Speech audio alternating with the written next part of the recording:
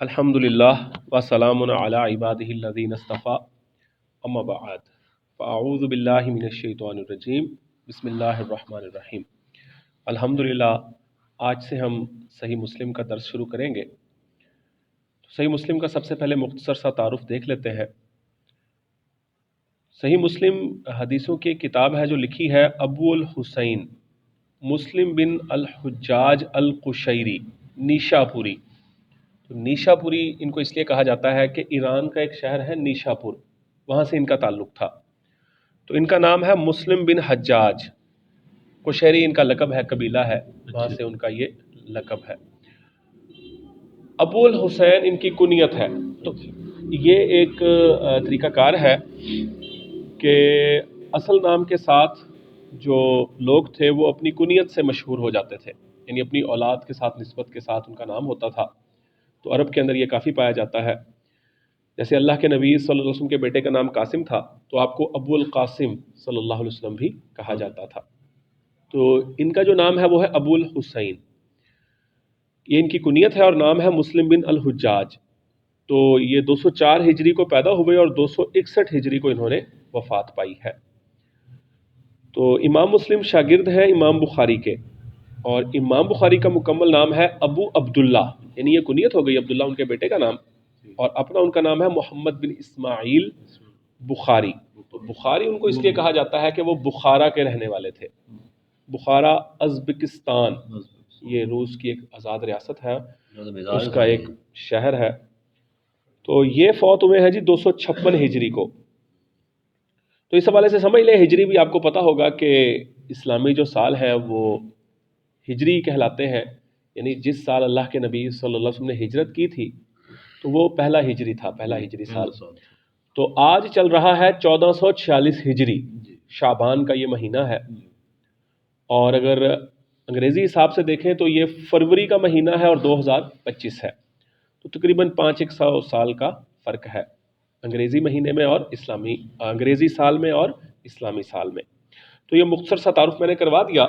بہرحال جب ہم نے صحیح بخاری کا مطالعہ کیا تھا تو اس میں ہم نے یہ دیکھا تھا کہ جب امام بخاری کوئی حدیث لے کر آتے ہیں تو اس کے اوپر وہ عنوان لکھتے ہیں، باب باندھتے ہیں، یعنی اس حدیث سے جو رزلٹ نکلتا ہے وہ محدث اس کے اوپر کیا کرتا ہے، اس کا باب بناتا ہے، اس کو کہتے ہیں تبویب کرنا۔ تو امام مسلم نے جب اپنی صحیح مسلم لکھی ہے تو انہوں نے باب نہیں باندھے۔ بعد میں ایک اور محدث آئے ہیں، ان کا نام تھا ابو زکریا یحییٰ بن شرف النووی، یہ فوت ہوئے ہیں 676 ہجری میں، یعنی کافی 400-500 سال کے بعد یہ آئے ہیں۔ تو انہوں نے پھر صحیح مسلم کے اوپر تبویب بھی کی ہے، یعنی باب باندھے ہیں، وہ انشاءاللہ ہم اس کے ساتھ دیکھیں گے۔ تو ابھی تھوڑا سا مختصر ہم دیکھ لیتے ہیں حدیث کے حوالے سے کہ دین اسلام کی تمام تر سنہری تعلیمات قرآن و سنت کی شکل میں زندہ ہیں۔ اللہ نے قرآن مجید کے ساتھ ساتھ احادیث کی اہمیت کو بھی اجاگر کرنے اور اس کو محفوظ بنانے کے لیے ارشاد فرمایا۔ سورۃ الاحزاب میں اس کا تذکرہ ہے۔ اعوذ باللہ من الشیطان الرجیم، لقد کان لکم فی رسول اللہ اسوۃ حسنہ، کہ تمہارے لیے رسول اللہ صلی اللہ علیہ وسلم کی زندگی بہترین نمونہ ہے۔ اب اگر اللہ کے نبی صلی اللہ علیہ وسلم کی زندگی محفوظ نہیں ہوگی احادیث کی شکل میں تو ہمارے لیے نمونہ کیسے بنے گی؟ تو اس لیے اللہ تعالیٰ نے غیر معمولی طریقے سے احادیث کو محفوظ کروایا، اور الحمدللہ آج ہمارے پاس اللہ کے نبی صلی اللہ علیہ وسلم کی زندگی وہ احادیث کی شکل میں محفوظ ہے۔ تو محدثین کرام نے آپ صلی اللہ علیہ وسلم کے اقوال، اعمال اور تقاریر، یعنی جن پر اللہ کے نبی نے اجازت دی جن کاموں کی، ان کو بڑی محنت اور لگن سے جمع کیا۔ اس حوالے سے جامع ترمذی کی ایک حدیث بھی ہے، اللہ کے نبی صلی اللہ علیہ وسلم نے فرمایا کہ اللہ اس بندے کے چہرے کو تر و تازہ رکھے جس نے میری حدیث کو سنا، اس کو دل میں جگہ دی اور پھر اس کو اسی طرح دوسروں کو بیان کر دیا۔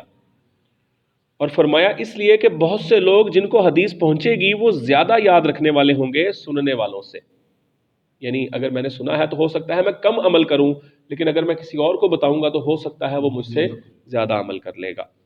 بہرحال یہ بات بھی یہاں پر سمجھ لینی چاہیے کہ احادیث کی بعض کتب ایسے بھی ہیں جن میں کچھ کمزور روایات بھی نقل کی گئی ہیں، لیکن بعض کتب ایسی بھی ہیں جن میں فقط صحیح احادیث کا انمول خزانہ ہی جمع کیا گیا ہے۔ اور ان کتب کی صحت پر پوری امت کا اجماع ہے۔ اس میں سب سے پہلا نام تو ہے صحیح بخاری، جس کا مطالعہ الحمدللہ ہم نے جو ہے وہ چند سالوں میں مکمل کیا، اور پھر اس کے بعد نمبر آتا ہے صحیح مسلم کا۔ لیکن ایک بات آپ سمجھ لیں کہ احادیث کو ترتیب لگانے کا جو کام ہے وہ امام مسلم نے امام بخاری سے بھی زیادہ اچھے طریقے سے کیا ہے۔ تو یہ انشاءاللہ جب آپ اس کا مطالعہ کریں گے تو آپ کو اس چیز کا اندازہ ہو جائے گا۔ بہرحال یہ بات بھی میں واضح کر دوں کہ جب ان محدثین نے احادیث کی کتابیں لکھی تھیں تو انہوں نے احادیث کو نمبر نہیں دیے تھے کہ یہ حدیث نمبر 1 ہے، یہ حدیث نمبر 2 ہے، یا یہ حدیث نمبر 3 ہے۔ انہوں نے بس احادیث کو جمع کر لیا۔ پھر اس کے بعد مختلف ادارے جب احادیث کی کتابوں کو چھاپتے تھے تو وہ اپنے حساب سے نمبر دیتے تھے احادیث کو، جس کی وجہ سے بہت مسائل ہوتے تھے کہ کوئی ادارہ کوئی اور نمبر دیتا ہے، دوسرا ادارہ کوئی اور نمبر دیتا ہے۔ تو اس مسئلے کو حل کیا گیا۔ اس میں ایک انٹرنیشنل ادارہ ہے لبنان کا دارالحکومت ہے بیروت، وہاں پر ایک ادارہ ہے دارالکتب العلمیہ، تو ان کے پاس ہزار سال پرانے نسخے بھی ان احادیث کی کتابوں کے موجود ہیں۔ ہاں جی، تو یہ آپ یہ دیکھیں کہ آج سے 1000 سال پہلے جو مسلمان صحیح بخاری صحیح مسلم پڑھتے تھے، جو احادیث پڑھتے تھے، آج کا مسلمان بھی وہی پڑھتا ہے۔ دنیا کے ایک کونے والا مسلمان بھی وہی صحیح بخاری صحیح مسلم پڑھتا ہے جو دوسرے کونے والا پڑھتا ہے۔ تو یہ کوئی ایسے نہیں ہے کہ اپنی مرضی سے کوئی اس میں حدیثیں شامل کر دے یا نکال دے، ایسی بات نہیں ہے۔ تو بہرحال انہوں نے پھر اس کی نمبرنگ کو سٹینڈرائزڈ کیا، یعنی اس کو انٹرنیشنل نمبرنگ دی، تو یہ انٹرنیشنل نمبرنگ کہلاتی ہے، اور اس طرح یہ مسئلہ حل ہو گیا ہے۔ اور آج کل جتنی بھی اسلامک ایپس بنتی ہیں تو وہ ان کے اندر یہی اسی ادارے کی طرف سے جو نمبرنگ ہو گئی ہے اسی کو فالو کیا جاتا ہے۔ حتیٰ کہ حرمین کے جو علماء ہیں، یعنی کہ مکہ مدینہ کے علماء، وہ بھی اسی نمبرنگ کو فالو کرتے ہیں۔ تو یہ جو نمبرنگ ہے صحیح مسلم کی، بہرحال نمبرنگ کے حوالے سے ایک اختلاف تھوڑا سا اور بھی ہو جاتا ہے۔ 2 طرح کی نمبرنگ ہے، ایک ہے مسلسل نمبرنگ ہے، کنٹینیوس نمبرنگ، اور دوسری ہے فواد عبد الباقی کی نمبرنگ۔ تو وہ تھوڑا سا میں فرق آپ کو سمجھاتا ہوں، پہلے آپ سن لیں کہ یہ بڑی دلچسپی کی بات ہے کہ صحیح بخاری میں بھی احادیث کی تعداد ہے 7563، اور صحیح مسلم میں بھی احادیث کی تعداد ہے 7563، یعنی انہوں نے اس کو اس طرح مینج کیا ہے اس ادارے نے کہ دونوں میں احادیث کی تعداد برابر ہے۔ لیکن آپ یہ بات بھی سمجھ لیں کہ یہ جو احادیث ہیں ان کی بار بار تکرار ہوتی ہے، یعنی ہو سکتا ہے کہ حدیث ایک ہے لیکن وہ 6-7 مقامات پر آئی ہے، تو اس کو کہتے ہیں تکرار، یعنی وہ بار بار آ گئی، حدیث ریپیٹ ہو گئی۔ تو ایک محدث گزرے ہیں چند سال پہلے، 1968 میں وہ فوت ہوئے ہیں، فواد عبد الباقی، مصر کے تھے یہ محدث۔ انہوں نے یہ کام کیا ہے کہ انہوں نے اس ریپیٹیشن کو نکالا، تکرار کو نکالا صحیح مسلم میں سے، پھر انہوں نے احادیث کو جمع کیا تو وہ بنی 3033، یعنی صحیح مسلم میں 3033 احادیث ہیں۔ تو انہوں نے جو مختلف احادیث بار بار ریپیٹ ہو رہی تھی اس کو صرف ایک نمبر دیا، تو اس طرح 3033 احادیث بنی۔ اور انہوں نے ایک اور بڑا اچھا کام کیا ہے فواد عبد الباقی نے، انہوں نے کیا کیا ہے کہ وہ احادیث جو صحیح بخاری اور صحیح مسلم دونوں میں تھیں، جن کو متفقن علیہ احادیث کہا جاتا ہے، وہ انہوں نے الگ سے جمع کی ہیں احادیث، اور ایک کتاب لکھی ہے اللؤلؤ والمرجان۔ تو یہ سورۃ الرحمن میں اس کا ذکر ہے، موتی اور مرجان جو سمندر سے نکلتے ہیں، اور اسی طرح اللہ تعالیٰ نے سورۃ الرحمن میں بھی مرجان جو ہے وہ حوروں کے حوالے سے بیان کیا کہ وہ اتنی خوبصورت ہوں گی جیسے یاقوت اور مرجان۔ تو انہوں نے اس اپنی کتاب کا نام اللؤلؤ والمرجان رکھا، اور اس میں وہ احادیث جمع کی ہیں جو متفقن علیہ ہے، یعنی جس پہ احادیث کے 2 بڑے بڑے امام بخاری اور امام مسلم متفق ہو گئے۔ تو وہ احادیث تقریباً ہے 998، 1000 کے قریب، یعنی 1000 کے قریب احادیث ایسی ہیں جو صحیح بخاری اور صحیح مسلم دونوں میں آئی ہیں۔ تو اس طرح یہ آپ کو اندازہ ہو جائے گا۔ اس کے بعد بہرحال جو ہم مطالعہ کریں گے تو ہم فواد عبد الباقی والی نمبرنگ نہیں دیکھیں گے، ہم کنٹینیوس نمبرنگ کو فالو کریں گے، جو مسلسل نمبرنگ ہے جو اس ادارے نے دارالکتب العلمیہ نے انٹرنیشنل نمبرنگ کی ہوئی ہے۔ اچھا، یہ ذکر پہلے بھی گزرا ہے کہ امام مسلم نے ہر حدیث کے لیے ایک خاص مقام جو ان کو مناسب لگا اس کو مقرر کیا، اور اس حدیث کے جتنے بھی ترک تھے، یعنی اس کی جتنی بھی اسناد تھیں، وہ انہوں نے ساری اسی مقام پر لی ہیں۔ لیکن امام بخاری نے کیا کیا ہے، اگر ایک حدیث انہوں نے پہلے لی ہے تو دوسری حدیث انہوں نے کچھ وقفے کے بعد لی ہے، اور تیسری حدیث اس سے بھی زیادہ وقفے کے بعد لی ہے۔ لیکن امام مسلم نے یہ کیا کہ جو مختلف ایک ہی حدیث جو مختلف سندوں سے آئی تھی اس کو ایک ہی جگہ پر جمع کر دیا، سارے ترک ایک ہی جگہ پر جمع کر دیے۔ تو اکثر ایسا ہوتا ہے کہ ایک ترک کے اندر ایک بات ہوتی ہے اور دوسری بات دوسرے ترک میں ہوتی ہے، دوسری سند میں ہوتی ہے، تو اس طرح کچھ بات رہ جاتی ہے۔ لیکن جب سارے ترک ایک ہی جگہ پر ہوں گے اور اس کا مطالعہ کیا جائے گا تو اس موقع پر جتنی بھی گفتگو ہوگی تو وہ ساری سامنے آ جائے گی۔ تو یہ انہوں نے بڑا زبردست کام کیا ہے۔